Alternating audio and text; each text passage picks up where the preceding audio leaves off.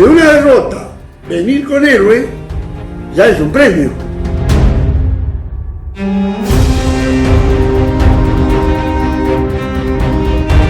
¡Listo, Rodríguez! 177.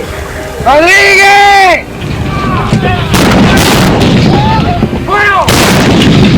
Ahora hecho fuego.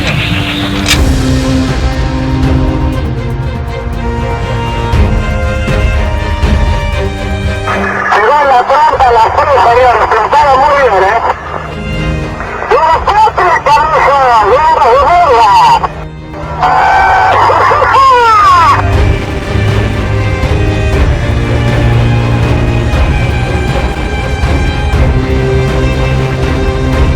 That ship was a danger to our boys. That's why that ship was sunk.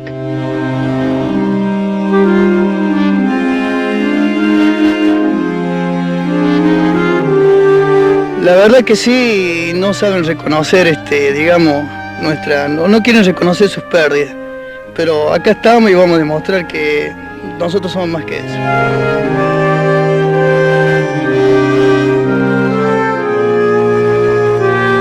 Esto es Crónicas del Atlántico Sur, historias de la Guerra de Malvinas contadas por sus propios protagonistas.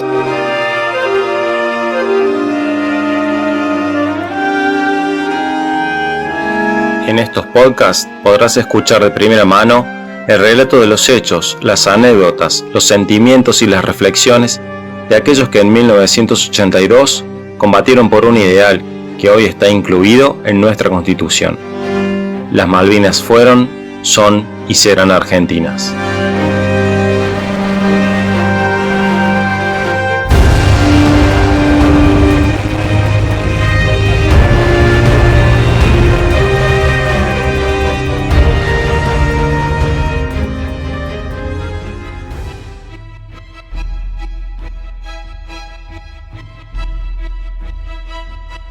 Sinceramente, en la tripulación, ni siquiera el jefe de navegación sabía dónde íbamos.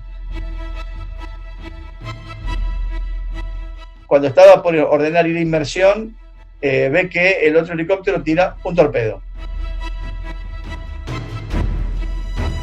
Y después, hablando con el segundo le dice: miren, va a ser oportuno el momento como para hundir el buque.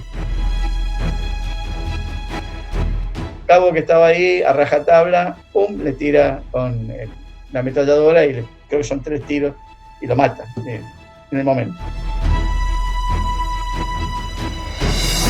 Nadie pensó que nos iban a matar, que nos iban a fusilar ahí. Sí pensamos que no nos iban a tratar bien, y de hecho los primeros momentos fueron muy duros. ¿Cumplimos la misión? Cumplimos la misión. ¿Rompimos el bloqueo? Rompimos el bloqueo. ¿Nos detectaron? No nos detectaron. Bueno, por eso nos sentimos más que orgullosos.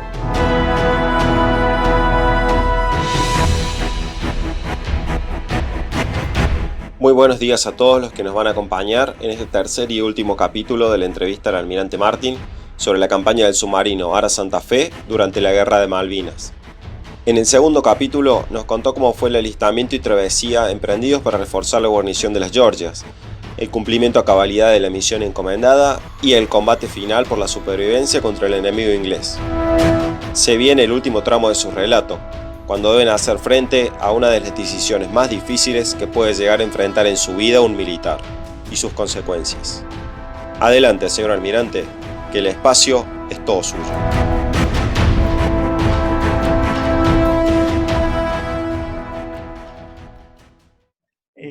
En ese capítulo de Prisionero de Guerra, primero nos mantuvimos en Grytviken, en estos edificios, particularmente en el edificio donde estaban los exploradores, los investigadores. En determinado momento, algunos de los cabos de Infantería de Marina y conscriptos de la Infantería de Marina le pidieron a Lagos de que fueran a chequearle y hacerles verificar dónde estaban las minas, porque tenían todo un campo minado.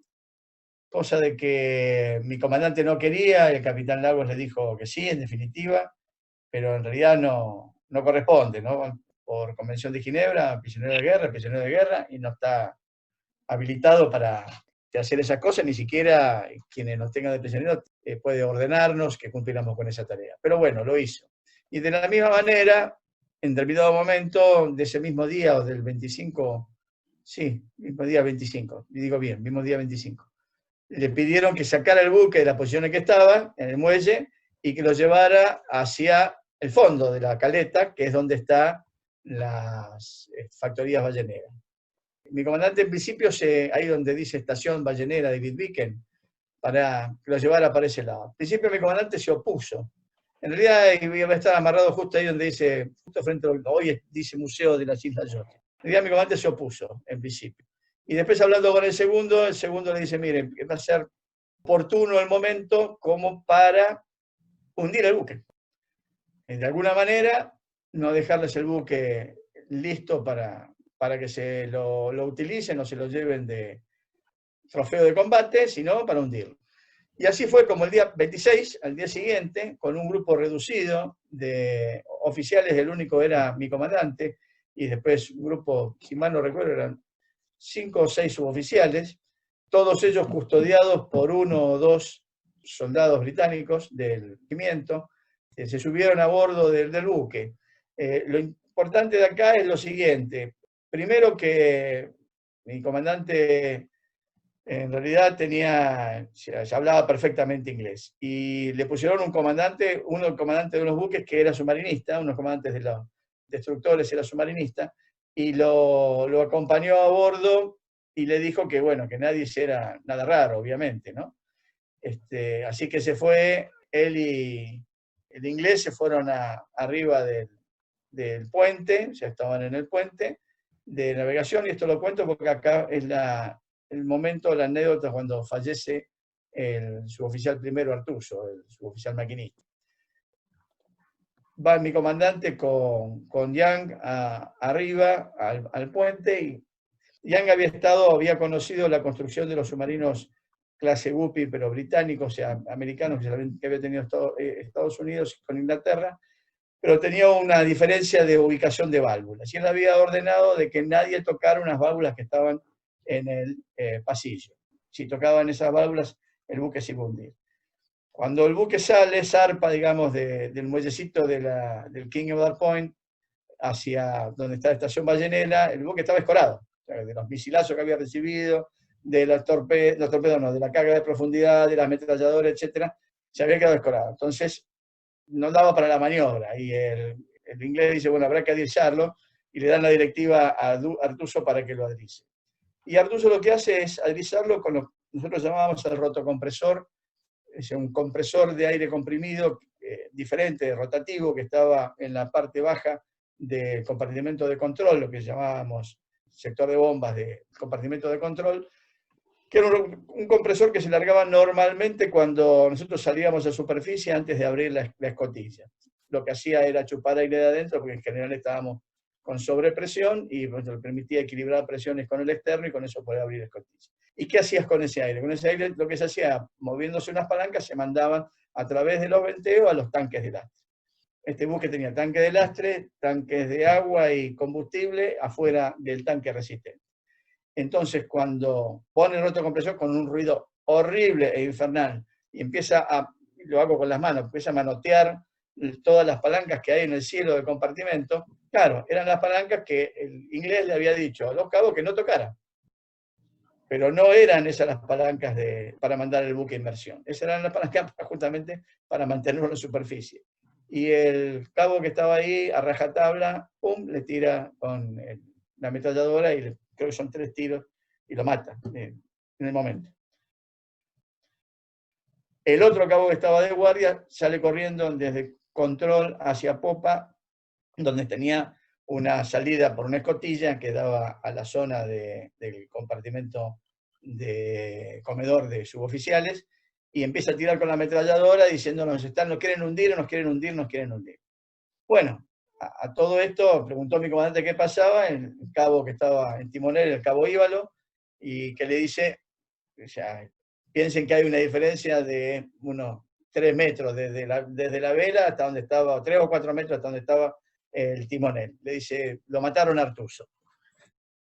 Entonces, mi comandante, en el mejor castellano e inglés que tenía, le dijo menos bonito de todo.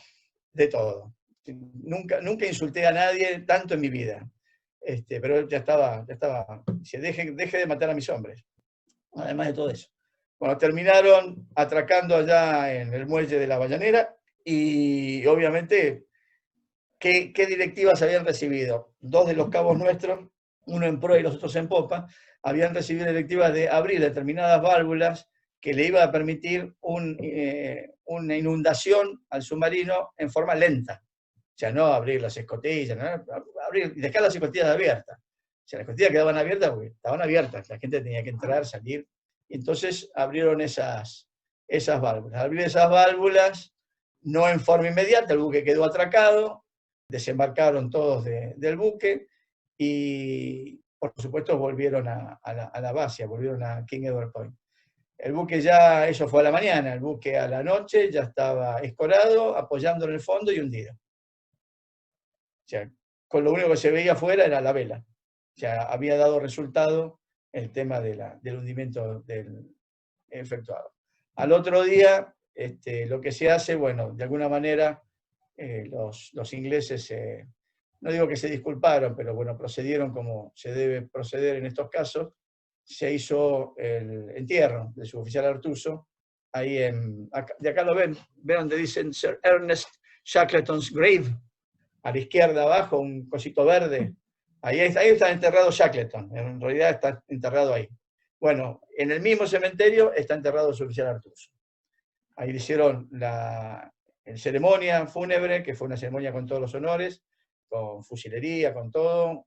Mi comandante fue el que se hizo, o sea, fue el comandante inglés, pero dejó a mi comandante a cargo de toda la ceremonia, después en el mismo lugar, con el grupito de gente que había ido a bordo en su momento, y pues está enterrado ahí, es el único argentino enterrado en ese lugar, porque hubo otros fallecidos, pero fueron el 3 de abril. El 3 de abril tuvo un par de conscriptos muertos y creo que un cabo herido o un cabo muerto también ahí en la recuperación del 3 de abril. Y para ese lado creo que también está el helicóptero que derribaron, pero no quedó los cuerpos de los que fallecieron el 3 de abril los trajeron de vuelta al continente. Bueno, acá está Artuso, está ahí, quedó en el continente. O de alguna manera nosotros seguimos prisioneros en ese lugar hasta que unos días después, ya ni me acuerdo si fue el 28, 27, 28, nos embarcaron a bordo de un buque reabastecedor que se llama Tide Spring. Era un gemelo del Tide Pool que había sido comprado por los chilenos, y este buque nos mantuvo como prisioneros en varios lugares diferentes. Al grueso de nosotros, de la tripulación, junto con los infantes que habían recuperado Malvinas en el 33, el 3 de abril, nos fuimos a la bodega en proa, ya nos metieron a todos en la bodega. Tal vez en algún momento deben haber visto algunas fotos que salieron en algunas revistas.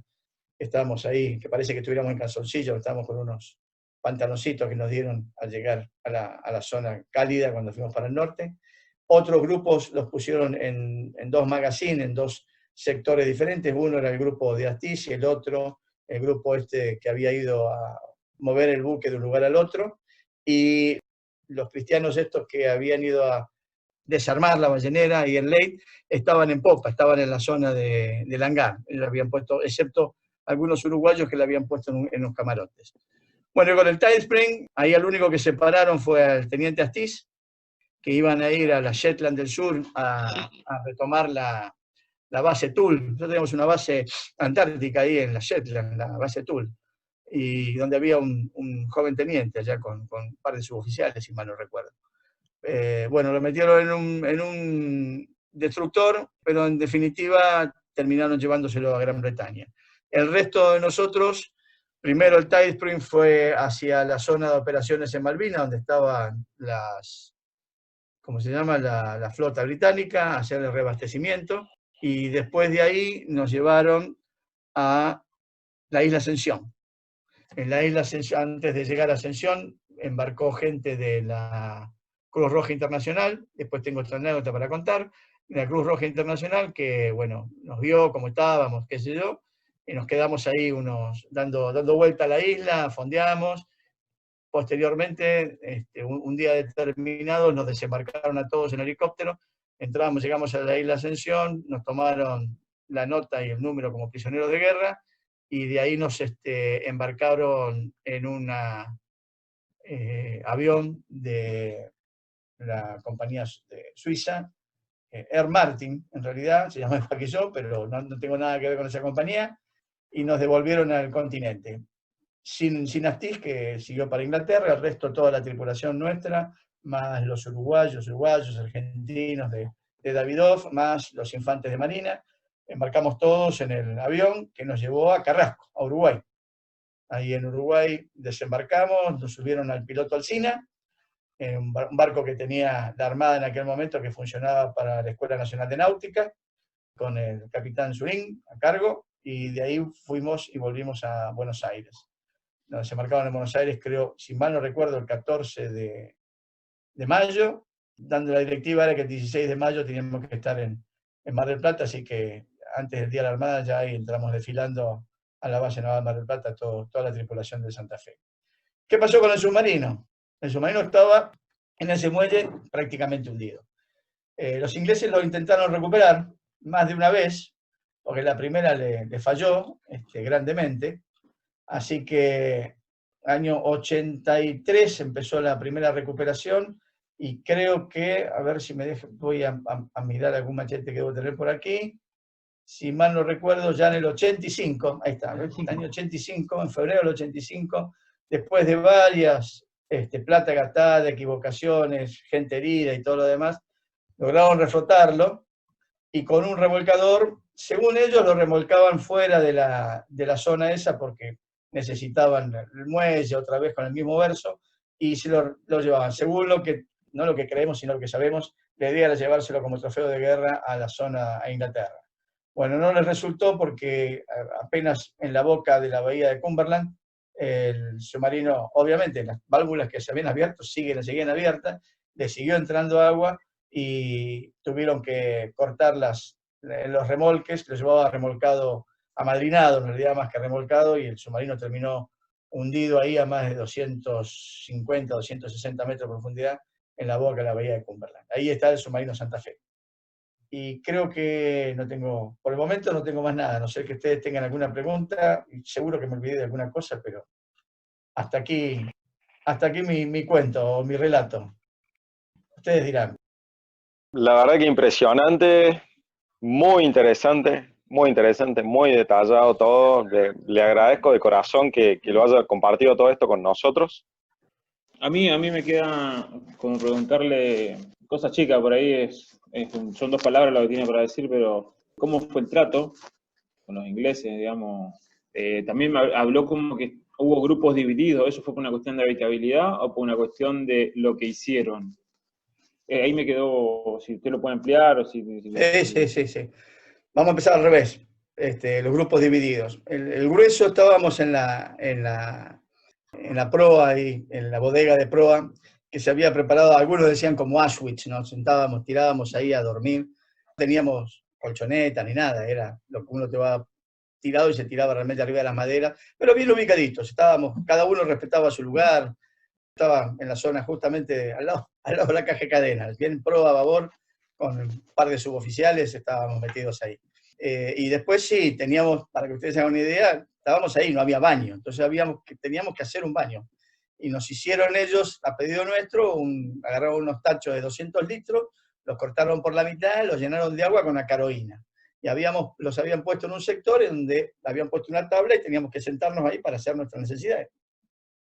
Entonces el ingenio argentino, bueno, le puso una barrita, le puso unas cortinitas, entonces más o menos teníamos una cierta pundonor entre cada uno y no nos molestábamos.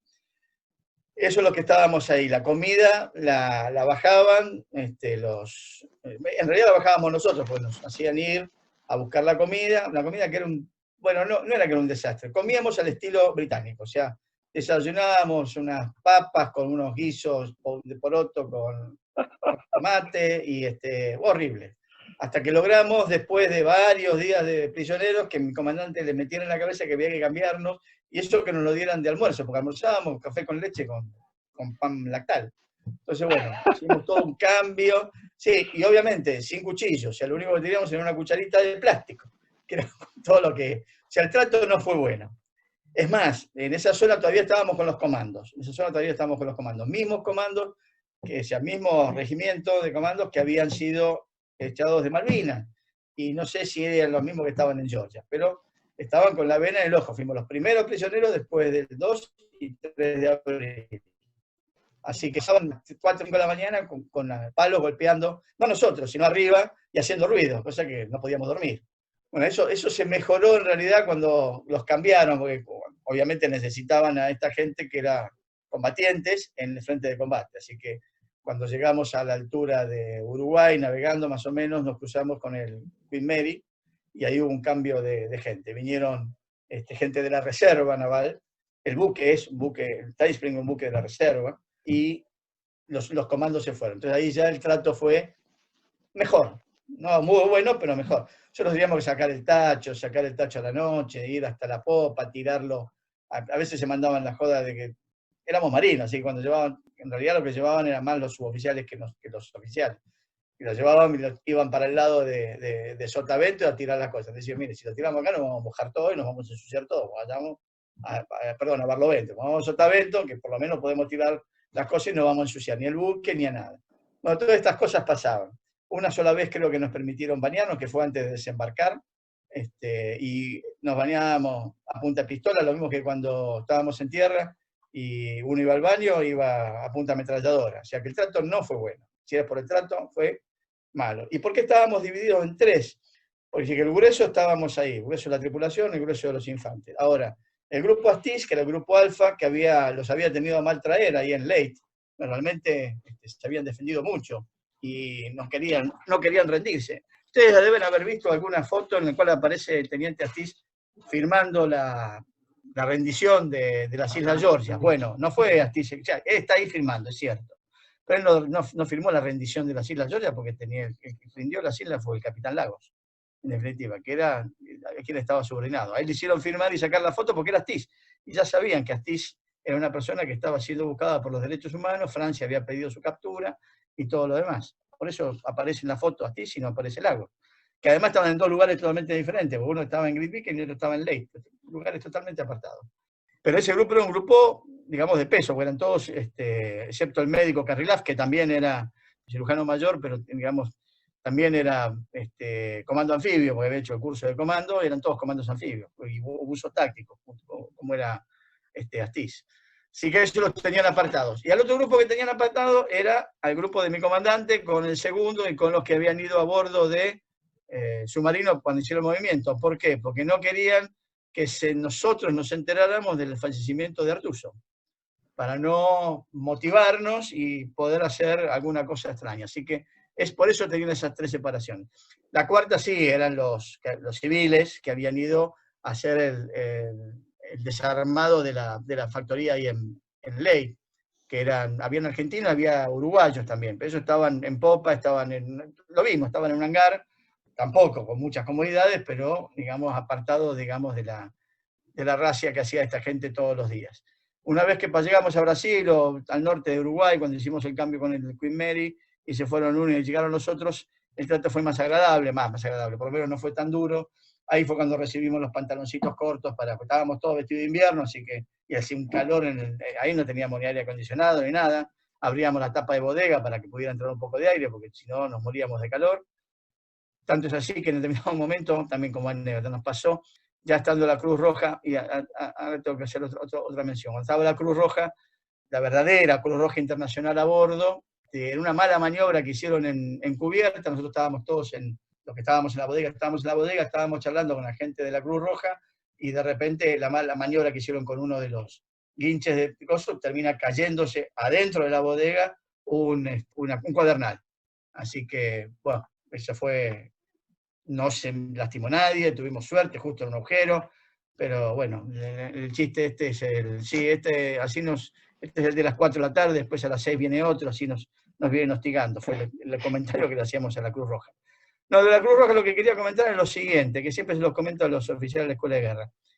Antes de que llegara esta verdadera Cruz Roja, cuando ya estábamos dando vuelta alrededor de la isla de Ascensión, embarcaron 2 personas, que eran oficiales, de inteligencia británica, haciéndose pasar por miembros de la Cruz Roja Internacional, tanto que tenían el símbolo de la Cruz Roja acá en el brazo, y venían vestidos de civil, qué sé yo, o con uniforme caqui. Y nos llamaban para interrogarnos. Los primeros que interrogaron fueron a los suboficiales, cabos, suboficiales, pensando de que iban a poder sacar información. Primero que no hablaban, uno solo hablaba mal castellano. Los cabos nuestros en aquella época, con dificultad hablaban bien el castellano, se imaginan lo que hablaban de inglés. Había algún suboficial que pescaba algo de inglés. Así que, sin haber recibido ninguna directiva, más allá de no cuenten nada, lo que decían era el nombre y la matrícula de revista. Y no decían más nada. Y nos avivaron, porque nos hacen preguntas sobre los submarinos, nos hacen preguntas de Santa Fe, nos hacen preguntas de la flota, nos hacen preguntas de cómo están las cosas en Malvinas. Y claro, mi anécdota, cuando yo fui, ya no tenía más la cosa de la Cruz Roja, y me preguntaban a calzón quitado. Yo les dije que no sabía nada de inglés, que no hablaba inglés, que hablaba nada más que castellano, y por eso sé que el otro que hablaba castellano hablaba medio mal, y me preguntaba, y obviamente no decir absolutamente nada. Eso, evidentemente, está penado por la Convención de Ginebra, no se puede hacer, lo denunciamos, y bueno, quedó en eso, en la denuncia, no pasó más nada, pero existe, eso nos pasó, más que existe, eso nos pasó. Así que, bueno, no sé si le contesto su pregunta, porque me fui por otro lado, creo que sí, ¿no? Sí, totalmente, sí. Respecto a la Convención de Ginebra y al trato... La Convención de Ginebra para nosotros se respetó, excepto, ya les digo, primero con los infantes en Grytviken, que les hicieron ir a identificar los lugares donde estaban ubicados los campos minados. No creo que hayan sacado las minas, no lo recuerdo, no le voy a decir una cosa por otra, habría que preguntárselos a Justi, porque el teniente Luna falleció hace unos años. Habría que preguntarle a él. Yo creo que no, creo que fue marcar el lugar donde tenían ubicados los campos minados. En el caso nuestro tampoco, porque nosotros tampoco deberíamos haber movido el submarino, o sea, el submarino era un problema de ellos, chavo, otra cosa. Lo que sí fue la buena idea de, bueno, sí, digamos que sí, porque así podemos hundir el submarino, o sea, fue una decisión nuestra. Y obviamente también el tema de haberlo asesinado, porque fue un asesinato a sangre fría. Los dos cabos que estaban ahí, apenas terminó la operación en ese lugar, los derivaron a Londres o a Inglaterra y tuvieron una corte, un sumario, pero salieron libres de culpa y cargo, obviamente. En realidad el que tenía más culpa era el capitán Young, que era el que le había dicho estas barras que no la toquen porque se hundía el submarino. Y en definitiva eran las otras. Lo que pasa es que ocurría eso, él tenía conocimiento que en los submarinos casi balados que él conocía de la primera o segunda generación, todo ese sistema, ese manifold, lo que hacía era abrir los tanques de lastre, o sea, abrir los venteos para permitirle la entrada de agua a los tanques de lastre, mientras que eso estaba en la otra banda. Estoy hablando de lo que se abría era en estribor, y para nosotros las manifold de apertura de los tanques de lastre estaban en la banda de babor.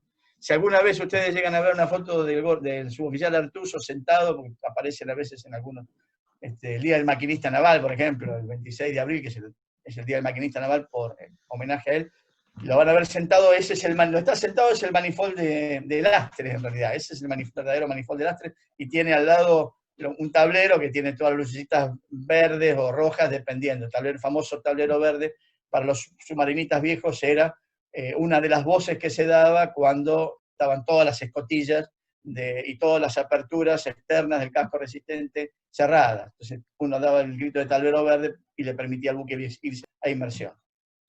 Permiso, señor almirante. Con respecto a lo sucedido desde que el submarino ingresa a la caleta de Georgias hasta el momento de la rendición, ¿usted considera que se pudo haber tomado algún tipo de acción diferente para obtener un mejor resultado? De la forma que estábamos amunicionados a bordo, esa fue la mejor decisión. Yo hubiera querido, como jefe de armamento, y se lo digo a Jara, acá Sergio, tener un blowpipe a bordo, 1 o 2. Él sabe, y creo que todos lo saben, que el peor enemigo de un submarino es el helicóptero, sin ninguna duda. Ahora, un helicóptero volando como volaban, si hubiéramos tenido un par de blowpipes a bordo, o el Bantam ese a bordo, y por lo menos un helicóptero hubiéramos bajado. No digo todos, pero por lo menos uno hubiéramos tirado a tierra. No había forma, el submarino estaba muy mal, realmente créanme que estaba muy mal.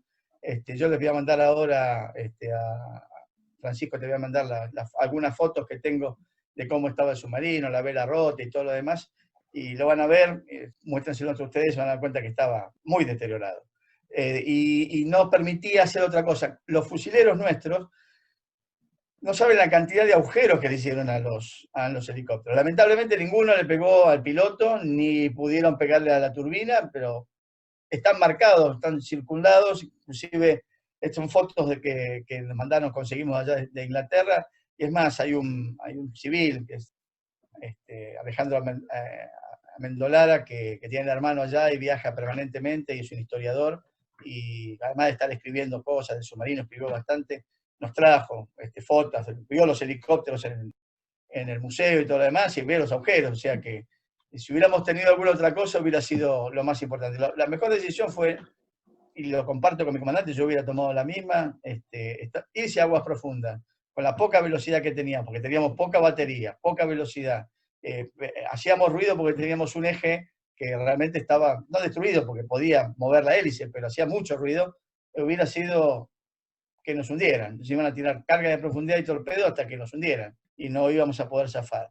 La única forma era buscar, de alguna manera, la protección de tierra, que fue efectiva, porque de alguna manera, con los fusileros en la vela, alejamos a los helicópteros. Y con la protección de tierra, bueno, se hicieron 2 lanzamientos de misiles que al menos, si bien no pegaron, pero gracias de Dios, por el filoguiado que no alcanzó, los corrió para afuera. Yo hubiera seguido la directiva de mi segundo, es decir, haber hundido el submarino en el momento en que, antes de la rendición, haber llevado el submarino con un grupo de gente, haber volado el submarino, que fue lo que le dijo él al comandante, y a mí me lo contó después, ya pasado, pero yo estaba listo para... Y además ya había preparado a mi gente, porque el submarino ese en particular tenía determinados sectores en los cuales se ubicaban cargas explosivas, que ya las teníamos a bordo, paneles explosivos con la mecha, con todo, que lo volábamos, y se volaba ahí en medio de la caleta, o volábamos ahí en el muelle, ya no interesaba. Pero hay que entenderlo al comandante, ¿no? El corazón decía que el submarino podía llegar a salir y podíamos llegar a reparar, y al menos podíamos llegar a volver al continente. Pero bueno, se dio como se dio. Lo bueno fue que por lo menos después se avivaron entre mi comandante y el segundo, como para que el submarino quede hundido allá. Aunque se llevaron algunos recuerdos los ingleses, ¿no?, de las buceadas que hicieron y cosas que sacaron, pero por lo menos no se llevaron todo el barco, ¿no?, que hubiera sido más doloroso. Tenemos una pregunta, señor almirante. Fran. Sí, gracias, Maxi. Señor almirante, mi pregunta es si considera que la misión se cumplió. La misión nuestra en realidad era llegar, desembarcar la gente, desembarcar los pertrechos, reforzar la zona. Esa era la misión. La cumplimos sin ser detectados, porque en realidad fuimos detectados una vez que terminamos de cumplir la misión. Así que y los ingleses todavía se van a estar preguntando cómo lo hicimos, porque todavía... Mi comandante se ha encontrado con un grupo, inclusive, ustedes no lo recuerdan, bueno, no tienen por qué recordarlo ni saberlo. El Endurance, en el mes de febrero del 82, estuvo en Mar del Plata. O sea, antes de que pasara todas estas cosas, al principio de febrero, estuve en Mar del Plata. Yo estuve jugando al fútbol con ellos y armamos un partido de fútbol. Y mi comandante estuvo a bordo para un copeto, con algunos otros oficiales de la base. De hecho, ahí entablaron una suerte de amistad, por llamarlo así, justamente con uno de los helicópteristas que después nos atacó, y con el comandante del Endurance. De hecho, él ha tenido bastante comunicación con los ingleses. Tanto es así que, estando yo de comandante de la Fuerza Submarina en el 2007, el grupo de los ingleses, cuando se cumplían 25 años del tema de Malvinas, iba a ir a Georgia a hacer un homenaje, celebrar, qué sé yo. Y nos preguntó si nosotros queríamos llevarle algo a Artuso. Y obviamente le dijimos que sí, armamos una plaqueta para que pusieran en la tumba de Artuso el nombre de la tripulación de Santa Fe. Y bueno, la armamos ahí con el gringo Schultz, que estaba en la fuerza en aquel momento conmigo, y se lo llevamos a Bicain, quien se encontró, creo que en Uruguay, en Uruguay, se encontró con este grupo de ingleses que se lo llevaron y está puesto ahí en Georgia. Pero, digamos, teníamos ese conocimiento, los habíamos visto, habíamos estado con ellos, habíamos confraternizado con estos ingleses el mismo febrero del año 82 y en Mar del Plata. Yo no estoy diciendo... y nosotros mismos, o sea, no había otro. 2 meses antes. cosa que no lo saben los que obviamente no estuvieron en el lugar, pero era así. No era la primera vez que el Endurance entraba todos los años. Y todos los años teníamos buen trato con ellos. El hecho del maltrato para con nosotros, de alguna manera también uno lo ve lógico, porque piense que nosotros tampoco los tratamos muy bien de entrada a los británicos. Allá, si ustedes se acuerdan, algunas fotos del 2 de abril, aparecen algunas fotos con nuestros buzos tácticos cuidando a los británicos que estaban tirados en el piso, ¿no? Cuerpo a tierra. A lo que el almirante Busser ordenó que se parara. Lo hizo parar él. O sea, no había por qué tener un trato denigrante con nadie. Eran los adversarios, no. Para nosotros que somos militares, o marinos, militares, como quieras llamarlo, no son enemigos, pero en una situación de combate bélico. Yo creo que ellos se sintieron tan mal porque además la gente que fue ahí, los del comando, eran los que habían estado, o digamos, del mismo regimiento que había estado en Malvinas y en Georgia en el momento en que los sacamos de ahí. O sea, ahora, si me permite una consulta. Diga. Me queda la duda, la incertidumbre, puede contestarlo. En el momento cuando uno es prisionero de guerra, del momento que son prisioneros de guerra, me imagino yo, y corríjame si no es así, el sentimiento de incertidumbre que uno lo debe embargar a uno, o en algún momento que ustedes sabían qué es lo que venía, o sea, no sé si me estoy explicando cómo es sí. ¿Para dónde va?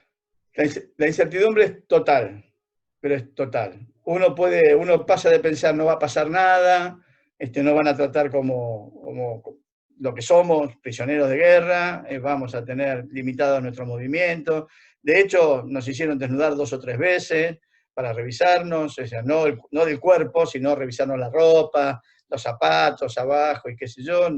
Ya les digo, cuando íbamos al baño nos iban apuntando con el fusil, pero, o sea, en ningún momento creo que, por lo menos yo no lo pensé, en ningún momento nadie pensó que nos iban a matar, que nos iban a fusilar ahí.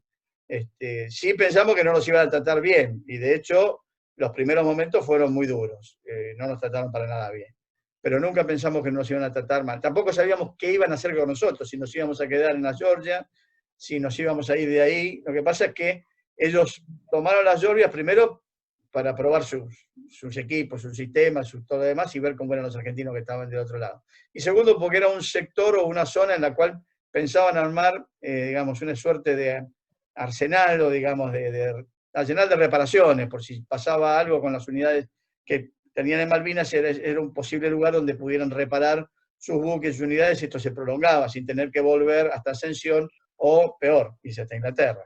Así que por eso, digamos, fue el primer lugar, por eso fue el Tide Spring ahí, después fue el Tide Pool para esa zona. Me olvidé de decirles que otro de los buques que estaba era el Conqueror.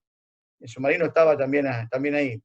Dice algún suboficial que en algún momento, cuando estábamos a bordo del Tide Spring, lo vieron. Nadie lo vio, o sea, yo no lo vi, pero sé que estaba porque no es que sea comentario, o sea, inclusive el teniente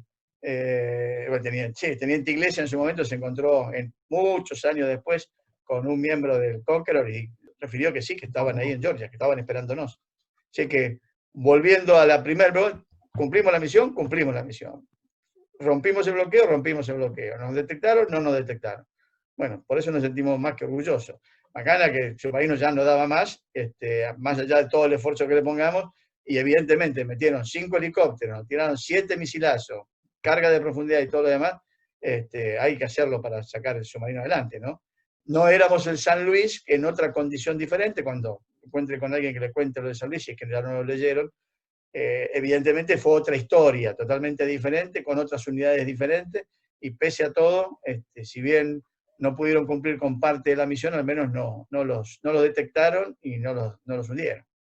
Que también es importante. Piensen de que se combatía contra la primera fuerza naval del mundo dedicada a la guerra antisubmarina, más que la rusa en aquel momento. Inglaterra tenía, sus unidades estaban previstas dentro de la OTAN, dentro de la NATO, para dedicarse a la guerra antisubmarina, aeronaves y unidades navales, y submarinos inclusive. Bueno, permiso, señor almirante, le hago la última pregunta. ¿Cuál era el sentimiento que tenían en los años previos a la gesta de Malvinas? ¿Qué opinión tenían de los británicos? ¿Cómo sentían todo este tema previo a 1982? ¿Cuál era su mirada? Bueno, el sentimiento generalizado de toda la tripulación, en el cual me incluyo, es desconfiar totalmente y pretender que la pérfida avión se mantenga con las Malvinas. Yo nací mucho antes que el 82, y yo me acuerdo que en mi primaria, yo hice el primario también en un colegio del Estado, normal, mixto de Quilmes, Almirante Guillermo Brown se llamaba, por casualidad, allá en Quilmes, y a mí nosotros nos enseñaban que las Malvinas en Argentina, chiquitos, y teníamos el día, ya no me acuerdo qué día era, porque tantas veces cambiamos la fecha, si era el 10 de junio, el 15, el 25, o algún momento del año, pero hablábamos de las Malvinas en Argentina. Y siempre se habló de lo que los ingleses nos habían robado, nos habían estafado, nos habían quitado, y bueno, yo ya era chico, pero digamos, ya llegando a los 20 y pico de años, ya uno sabía algunas, desde el empréstito de la época de Rivadavia en adelante, sabían muchas de las cosas que los ingleses habían hecho en nuestro país y que nos habían esquilmado. Como puede esquilmar cualquier otro país, pero los ingleses con nosotros o con la parte sudamericana, tanto en Chile, en Uruguay, en Argentina, algunos más, otros menos, Paraguay también. Siempre se habló que la guerra de la Triple Alianza fue justamente un impulso de Gran Bretaña para destruir el único país que en aquel momento era realmente una potencia en esta Sudamérica, que era Paraguay. Así que el sentimiento, por eso digo, cuando el comandante dijo, volvemos a las Malvinas, el sentimiento era único. Listo. Con los ingleses ni justicia. Pero no había, digamos, no había un resentimiento directo con la persona, o sea, no era que teníamos que basurearlos o teníamos que maltratarlos. Obviamente, teníamos que recuperar lo que era nuestro. Y lo demás, tanto fue así que los prisioneros ingleses estuvieron horas los que se tomaron en Malvinas, si mal no recuerdo, se los sacó de Malvinas ese mismo día, 2 de abril o el 3 a más tardar, y se los llevó vía Uruguay y se los devolvieron a Inglaterra. No hubo un intercambio de esperar prisioneros, tenerlos, guardarlos, no, listo, ya fuiste y a otra cosa. Y acuérdense que el 2 de abril, en la Operación Rosario, la premisa fundamental es sin sangre. No había que herir ni matar a nadie. Y no es fácil, ¿no? Porque uno va con las ametralladoras, los tanques, los bazookas, todo, y todo produce daño. Y el daño, si no es herida, es muerte. O, bueno, de casualidad, algún roce. Pero no pasó nada, no hubo. La única sangre que hubo fue en Argentina, en aquel momento, el mismo 2 de abril. Y en Georgia pasó lo mismo, no hubo ningún herido británico en la recuperación. Después, bueno, en Georgia tampoco, pero después en Malvinas sí hubo. Ya en plena guerra es otra cosa. No sé si Checho. No, lo mío es cortito. Es más que nada referido a preguntarle acá al señor almirante qué le quedó a bordo. A ver si puedo ser más específico. Algo suyo, algo del buque. ¿Qué le quedó? ¿Qué le gustaría tener que no está? ¿O qué le gustaría haber conservado? ¿Suyo o de la unidad que se perdió? Una sola cosa, la bandera del buque. Perdimos el pabellón. Y ese fue un error nuestro, el cual me incluyo, no salvo, es un error y responsabilidad. No hay responsabilidad del comandante, pero error nuestro. Yo, si hubiera una sola economía, nada, yo perdí un montón de cosas ahí, perdí hasta mi pistola personal, perdí todo, un montón de cosas. Ropa, pilcha. A bordo del submarino tampoco tenemos mucho, pero bueno, lo poco que tenemos es nuestro tesoro. Hubo un cabo que pudo salvar uno de los pabellones que se izan en la vela, qué sé yo, que lo tiene en la casa. Otro que Amendolara consiguió otro pabellón argentino que se hizo allá en Georgia y lo pudo traer de Inglaterra para acá. Pero lo que está en un museo, eso sí, lo sacaron. Yo hubiera hecho lo mismo con un buque inglés, lo sacaron y lo tienen allá, es el pabellón de guerra del submarino Santa Fe. Eso para mí es la única aguja o dardo que tengo clavado, es lo único. Y si me dicen que me gustaría volver todo para atrás, ¿sí? ¿Haría todo igual? Sí, excepto que las veces que fui a bordo, antes de desembarcar o cuando volví para recuperar cosas, pensando nada más en lo que era confidencial, en lo que era esto, que el otro, o destruir esto, destruir aquello, nunca se me ocurrió. El pabellón estaba ubicado en realidad en un mamparo, estaba metido en un mamparo, atornillado, con su cofre, con un vidrio, y le debo el pasado al grado, qué sé yo, 247 veces. Y no se me ocurrió romper el vidrio y sacar el pabellón y llevármelo. Aunque sea para quemarlo, porque Claro. seguro que me lo hubieran robado, me lo hubieran sacado. A mí me dejaron, ya digo, desnudo 3 veces. Y yo no me pude traer nada más que lo que tenía puesto, no traje otra cosa, ni un cepillo de dientes, que después nos dieron los cepillos de dientes. Pero sí, si esa era la pregunta, esta es la respuesta, es eso. Bien puntual, ¿no? Sí, Señor totalmente. almirante, después digamos, de haber pasado la guerra y toda la experiencia y todo lo que vivió ahí, ¿qué enseñanza pudo sacar de toda esa experiencia que después usó en su carrera militar? Un montón. ¿Qué es lo que más podrían puntualizar o qué es lo que más a usted fue un antes y un después que lo aplicó a full, digamos, después en su carrera? La verdad que hay cosas, no hay ni una en particular, muchas cosas.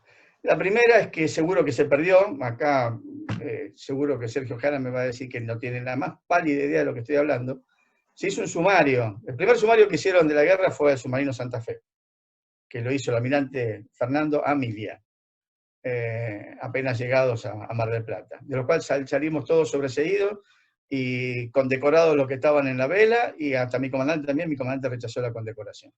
Pero, digamos, el sumario fue por haber perdido el buque, nada más y nada menos que haber perdido el buque.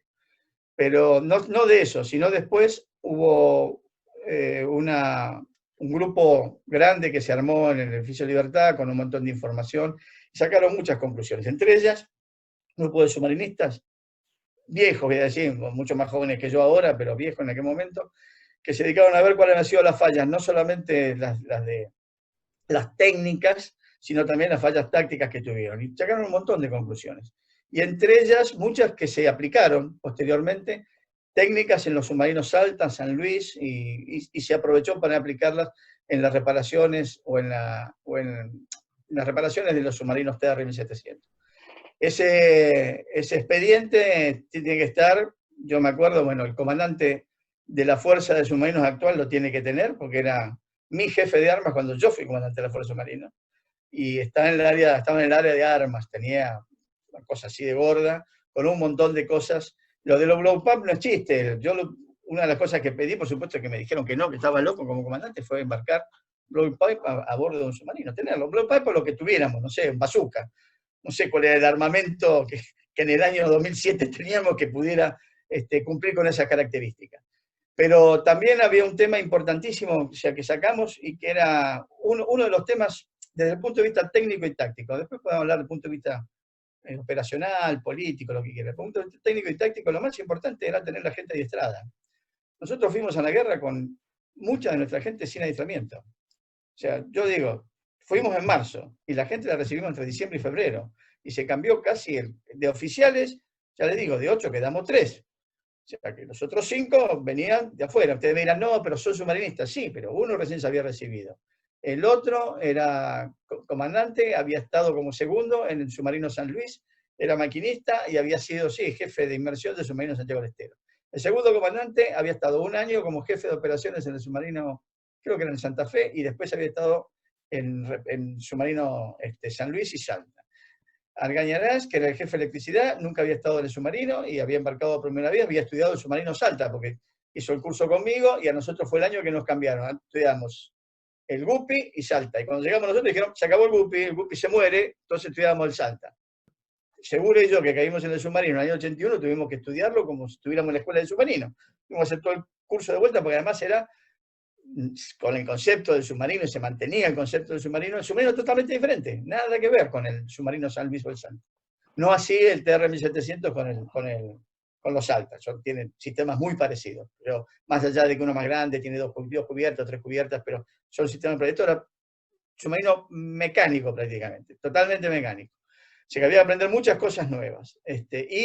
Digamos, el adiestramiento de la gente para tomar cualquier determinación o cualquier tipo de operación, ya sea una operación de guerra o una operación que no fuera de guerra, o sea, salir en búsqueda y rescate, en un salvamento, lo que fuera, necesita adiestramiento.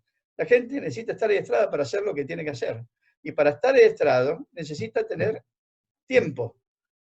Porque no se adiestra un hombre en 15 minutos. Necesita tiempo, necesita horas de navegación, horas de vuelo y horas de campaña. Y era lo que tratábamos de hacer. Ya le hablo de jerarquías mucho más grandes. Ya tuve la suerte de llegar al almirante y haber tenido bajo mi cargo a todos los fierros de la Armada, siendo comandante de adiestramiento, era la cosa que le queríamos hacer entender a los políticos que nunca entendieron. Necesitamos horas de adiestramiento, necesitamos horas de navegación, necesitamos horas de vuelo. No porque nos guste pavear, al contrario, nos gusta, nos encanta, a mí me encanta el mar, me encanta navegar, soy marino, no buque de superficie, porque a veces es mi profesión y me encanta. Y si me dicen ahora, voy de vuelta, me voy de jefe de armamento de nuevo, no tengo ningún drama. Pero el tema, en serio, pero el tema es que al no tener esas horas de adiestramiento, no las puede suplir de ninguna forma. Nosotros teníamos 10 averías a bordo, en serio, en el Santa Fe tenía 10 averías a bordo todos los días. Pero cuando no se pinchaba una cosa, se me ha incendiado inclusive hasta la cocina, la parte de atrás de la cocina, por la grasa de la cocina se incendió. El que fui a apagar el fuego fui yo. En el servicio se incendiaron los motores, yo fui a apagar con un matafuego el fuego porque estaba acostumbrado a eso. ¿Por qué? Porque tenía adiestramiento. Me dicen, pero ¿qué adiestramiento? Y sí, bueno, tuve la mala suerte de estar en un buque que estaba bastante viejo y tenía sus problemas. Bueno, ojalá no fuera así. Y había hecho los cursos de lucha contra incendio en Puerto Belgrano, había hecho los cursos de lucha contra incendio en Mar del Plata, ahí en la escuela de pesca. Y gracias a Dios lo vi, yo sí sé, pero no es lo mismo estar paradito, tranquilo, sin que se le mueva la plataforma y con el agua a todo lo que da, y cuando uno se da vuelta así, el matafuego no funciona, está todo oscuro, se tiene que poner una máscara, en fin. Y hablo de una tontería como es bueno, no es una tontería, pero una cosa mínima, como si cuando a usted le están tirando con una ametralladora, con misiles, y están tirando, no es chiste, y usted se tiene que levantar para poder devolver el fuego, y tiene que pensar qué es lo que va a hacer y todo lo demás, si usted no está bien adiestrado, está sonado. O sea que una de las cosas que creo que no es la única, pero una de las tantas cosas que uno saca desde el punto de vista táctico es el adiestramiento. Y el otro tema es cuando usted planifica, cuando hace las órdenes de operaciones, cuando hace los planes de campaña.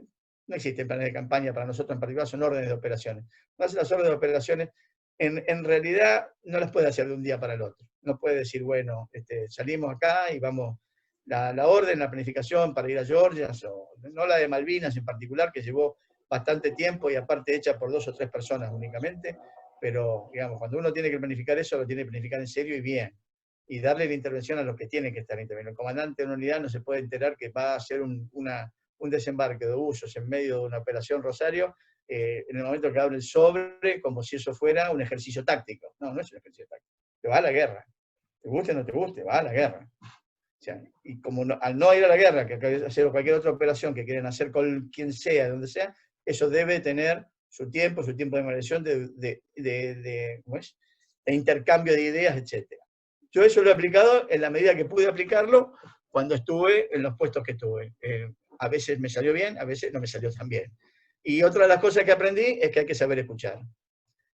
Hasta el más, bueno, los submarinistas lo sabemos bien, hasta el más cabo de los cabos, en algunas cosas sabe muchísimo más que yo y aplica las cosas mejor que yo. Bueno, hay que saber escuchar. Ojo que no siempre nos escuchamos, ni siquiera cuando estamos jugando al truco nos escuchamos. Mal. O al tutecillo, no sé a lo que quieren jugar, lo juegan ahora a bordo, no truco, tutecillo, no sé. En la época que yo llegué, en el crucero Belgrano se empezó a jugar al bridge, pero yo ahí no estaba. Hasta que no cambiaron por el tutecillo no entré a jugar. Pero es eso, o sea, y hay muchas cosas. Y una de las cosas que ustedes están haciendo, que también debe haber alguna orden que la deben haber eliminado en la Fuerza de Submarinos, pero una cosa, usted que está en personal de la Fuerza, una de las cosas que yo veía ahí era que a la escuela de submarinos, gracias a Dios nuestros suboficiales van, a la gente que está haciendo el curso, a la gente del Sol 11, el Sol 15, contarle estas cosas, contarle cómo la vivieron. Usted no sabe, ustedes no tienen idea cómo uno se siente cuando el sonarista le cuenta cuando escucha un torpedo en el agua. ¿Un torpedo en serio? Sin chiste. El suboficial Serrano, ya retirado, cuando era cabo principal, estaba metido en el sonar del submarino San Luis, el tipo escuchó el torpedo cuando se le venía encima. Yo no lo escuché nunca, más allá que en las películas, y sentado en la escuela de submarino, escuchando las cintas de esas que nos pasaban cuando éramos alumnos, después nunca más escuché. Bueno, lo escuchó en serio. ¿Y qué hizo? ¿Y de qué manera reaccionó? ¿Y cómo dio parte? Y usted me dice, pues es una taradez. Bueno, puede ser una taradez. Para mí puede ser una taradez, para el vecino, pero para el que se va a sentar en ese sonar para escuchar justamente cuando la nación y dar la voz de alarma, no es una taradez. Porque hay alguien que le pasó antes y le está transmitiendo esa información. Otra guerra Ojalá no vayamos nunca más a otra guerra. Pero si tenemos que ir a otra guerra, tenemos que estar bien informados. Y el hecho de transmitirle a los muchachos, a todos, a los que están en la escuela de submarinos, a los submarinistas, a los que están a bordo de los buques, cómo la pasó la Guerrico. Cuando hablen con alguien de la Guerrico y le cuenten que no le funcionaron los cañones, ningún cañón, por eso salieron acribillados a balazos de fusilería de los ingleses, cuando se metieron en la caleta Capitán Vago, ahí en Grytviken. Era inconcebible, no le funcionó el cañón de prueba, no le funcionaban los cañones de 40, no le funcionaban las de 12,7, todo loco, y se metió nomás el comandante al medio caleta pensando que todo le iba a funcionar. Bueno, no le funcionó. No sé cuántos tiros habrán hecho antes o cuánto. Bueno, esas cosas yo creo que los oficiales de superficie, los oficiales lo tienen que conocer, lo tienen que saber. O sea, son experiencias que no pueden quedar en balde, más allá de la anécdota que uno pueda contar, de esto o aquello. O sea, hay cosas, cuando yo les hablo de que arreglamos la cabeza de cilindro de un motor navegando. Yo en mi vida naval, créanme, la vi 2 veces, en el submarino y cuando fui comandante del transporte. Que como el transporte tenía que cumplir sí o sí la fecha de embarque, llegar a puerto, embarcar la cosa, me acuerdo de haber, con mi gente, que ya eran militares en aquel momento, con el jefe de máquina, que era civil, pero nos enseñó a cambiar la cabeza de un cilindro de uno de los motores en medio de la mar océano. Créame que en otro lugar no lo he visto nunca. No lo vi en los patrulleros, ni cuando era acá en liceo, ni cuando era acá en la escuela, ni lo he visto a mis compañeros que fueron jefes de máquinas a ver desarmar un motor. Bueno, por lo menos que le cuenten cómo es. O sea, no es que sepan técnicamente, estoy seguro que lo saben, pero qué dificultades tuvieron, si rolaba, no rolaba, si tenían aceite, tenían calor, qué sé yo, le faltaba una herramienta. Bueno, esas cosas que pasaron en la guerra, que no, cuando uno escucha a los helicópteristas hablar lo que ocurrió, a los que la vivieron en las balsas salvavidas de Crucero Belgrano, la pucha. Si la única vez que tuvimos una balsa salvavidas es cuando nos tiraban en medio ahí de Mar del Plata o del río Santiago, bueno, quédate ahí 24 horas, 48 horas a ver si resistís.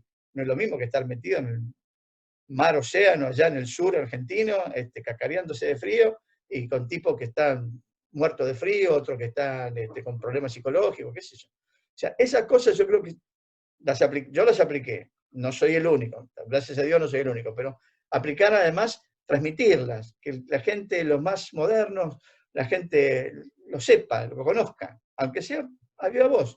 Así, respondiendo preguntas que ninguna es tonta, porque usted no lo pasó, yo no lo pasé, yo hay cosas que le he preguntado, yo le comentaba a Francisco que cuando estaba en el 2000, cuando te dije 2017, sí, 2017, cumplimos los 35 años de Malvinas. Bueno, ahí hicimos un montón de conferencias y charlas en el Centro Naval, junto con la comisión permanente de estos que están rindiéndole homenaje a la gesta del Atlántico Sur. Bueno, hay cosas que yo escuchaba a los expositores de tierra, aire, mar y civiles, y algunas cosas ya me asombraban las cosas que decían. Y navales, gente que, escucharlo el capitán Molini, hablar de cómo corrían los ingleses al helicóptero inglés a bordo del Forest, para mí me parecía una cosa fantástica. Un remolcador con fusil corriendo un helicóptero. Dígame, la primera vez que lo escucho en mi vida. Pero lo hizo en serio, no lo hizo en broma. Lo hizo en serio, porque tenía ese ánimo y estaba metido en eso. Bueno, ¿se podrá hacer eso? O escucharlo, me acuerdo del apellido, Gobsevich, era Gobsevich, creo que era Gobsevich. Bajar el cañón que tenían a tierra cuando quedaron varados y ayudar a juntarse con la gente del ejército para, con ese cañoncito y todo lo demás, darle una mano a la gente del ejército que estaba en la zona, no sé si era Darwin o... Sí, creo que era Darwin. Pucha, no se me hubiera ocurrido, es válido. Como haberlo escuchado al almirante que fallecido ya, Pérez, cuando me contó personalmente, después lo he escuchado, lo he leído inclusive, cómo armaron el sistema de ese lanzamiento que le llaman Berreta, cuando pusieron el Exocet. Y todo lo que les pasó, y cómo lo hacían, y cuando lo llevaban de noche, y cómo lo movían de un lado al otro. Bueno, eso no lo saben. Bueno, eso es cosa de que los infantes, o sea, los infantes o los que ya tienen que conocerlo, lo que les pasó. Por eso a mí me encanta que ustedes hagan esto, y con muchos más también, y si eso queda abierto a todos, mejor todavía. En la Fuerza Submarina espero que no se haya perdido la buena costumbre de que los viejos suboficiales vayan a contarles sus anécdotas en la escuela de submarinos, porque créanme que yo estuve en algunas de ellas y yo me asombraba de lo que muchos de los de San Luis, inclusive algunos de Santa Fe, aunque a veces mitificamos, ¿no? A veces se nos va a la mano y contamos cosas que uno dice, tú estuvo en el submarino conmigo, yo esto no lo viví, claro, pero ahí estaba en la otra punta. O bueno, ya ha pasado tanto tiempo, uno va agrandando, el pescado que uno hoy está así, no me alcanza, claro. Pero bueno, eso también hay que tenerlo en cuenta.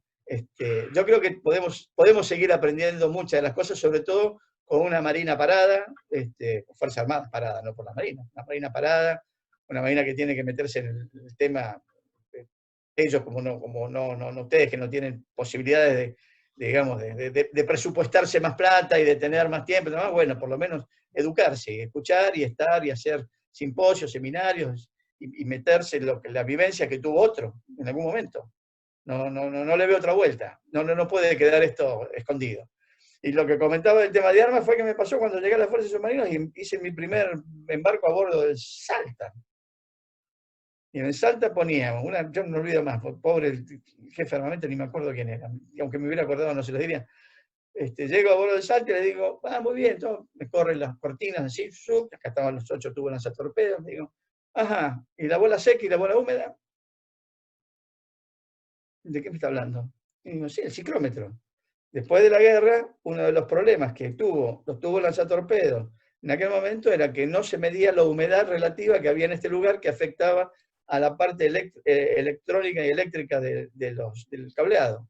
Para lo cual hay que tener una bola seca, una nube y no pasarse a determinadas valores de humidificación del lugar.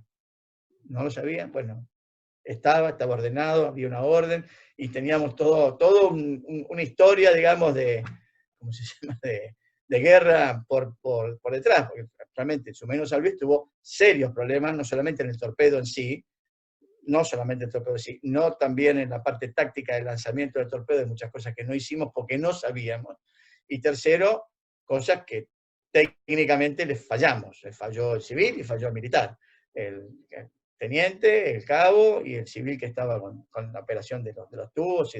Pero bueno, esas cosas se supieron, y bueno, mala suerte porque nos pasó una guerra, pero corrijámoslo y que la próxima vez que no pase. Ahora, si de eso nos vamos olvidando en el tiempo, estamos sonados. No sé si te contesté, Maxi, pero esa era mi idea. Puntualmente no te puedo decir muchas cosas, pero me acordé el pobre teniente que yo, como fui jefe de armamento de San Luis también, sí, gracias a Dios fui jefe de armamento de todos los buques que pude. Santa Fe, San Luis y Santa Cruz. Así que algo de eso me acuerdo, no digo que sé, pero me acuerdo. Porque me falta mucho para aprender todavía. No, impresionante la respuesta, impresionante la vivencia, que de hecho se puede trasladar. Lo que usted dijo, aprender a escuchar es tan importante para todos los ámbitos de la vida, pero y en ese caso escuchar con humildad, digamos, es decir, yo porque soy almirante tengo que escuchar a un cabo, a no sé, alguien de una graduación inferior. Se nos está acabando el tiempo. Le agradecemos de corazón por esta posibilidad. Fue increíble, increíble. No sé, chicos, si ustedes le quieren decir algo, para mí fue impresionante. Impresionante, mil gracias. Gracias por la oportunidad de escucharlo. Señor, es un honor haber estado en esta entrevista. La verdad que se lo agradecemos muchísimo. En nombre de todos. Agradezco enormemente su tiempo. Ha sido muy amable. Eso es todo. Gracias por el tiempo, por la disposición, por este enriquecedor diálogo. La verdad que solamente gracias. Muchas gracias. Me quedo sobre todo con la reflexión del que se puede sacar útil, ¿no? de aprender de los errores errores y aprender de los aciertos, ¿sí? Para la posteridad y no estar haciendo la rueda cada vez que uno hace un auto. Gracias. En realidad el que tengo que agradecerle soy yo, realmente a Francisco, a Jorge, a tu papá que me llamó, preocupado, no sabía que yo le iba a decir, si le iba a decir que no, que sí. La verdad que nos conocemos hace mucho tiempo y no me iba a poder negar, menos ni a él, pero ni menos a esto. O sea, yo les agradezco a ustedes el hecho de haber empujado, y, o sea, a pesar de que yo seré el primero, pero haber empujado esta idea que creo que va a ser muy fructífera. No les quepa duda que voy a retransmitir todo este tema y a lo que voy a tratar obviamente de buscar a alguien más del submarino para que les pueda contar un poco la historia. Estoy pensando, pienso siempre en las dos mismas personas, mi comandante y el Michi Iglesias, el teniente señor Comodoro Iglesias, que en realidad, no, pobre, le quedó de Michi el hecho de llegar de Guardia Marina a bordo, y Juan José, que aparte es hijo mío, hijo de nuestra promoción, un tipo espectacularmente bueno, y además seguro que se acuerda muchas más cosas que yo, súper inteligente y tipo muy capaz. Y mi comandante, que van a tener de primera línea algunas mentiras que yo le dije ahora, bueno, van a poder desnudarlas con él. Yo les agradezco en serio, no, esto no es una formalidad, ni es político, ni nada. El hecho de verlos a ustedes, de verlos con ganas, y haberme escuchado durante 3 horas y media, un montón. Gracias por la pregunta. Seguir, Yo sigo, yo por mí, por hablar, puedo seguir toda la noche. Pues si tienen alguna otra pregunta que le quedó en el tintero o algo por el estilo, háganmela llegar, que con gusto, si no la sé, la busco y se las contesto. Yo les agradezco de todo corazón, realmente, ha sido un gusto conocerlos y participar de esto. Genial. Que tengan un lindo fin de semana, cuídense, por más que sean jóvenes, cuídense, que esto no es joda, y disfruten cada minuto. Hasta luego, gracias. Un abrazo. Gracias. Termina aquí la última parte de la entrevista que nos brindó el almirante Martín. Un relato de decisión para cumplir la misión y entereza para afrontar las consecuencias. Mucho se ha dicho y escrito sobre esta guerra. Muchos hechos permanecen ocultos, muchas incógnitas quizás nunca serán resueltas. Lo único que está claro es la entrega, el patriotismo y el sacrificio de los hombres y mujeres, civiles y militares, que en 1982 combatieron por nuestra patria. Gloria y honor a los caídos, reconocimiento eterno a los que volvieron. Pueden dejarnos sus comentarios al pie de página o enviarnos un correo a cronicasdelatlántico@gmail.com. Si conocen a algún veterano que les gustaría que entrevistemos y nos pueden contactar con él, también nos pueden escribir al mail. Muchas gracias por acompañarnos hasta acá y hasta la próxima. Esto fue Crónicas del Atlántico Sur, historias de la Guerra de Malvinas contadas por sus propios protagonistas.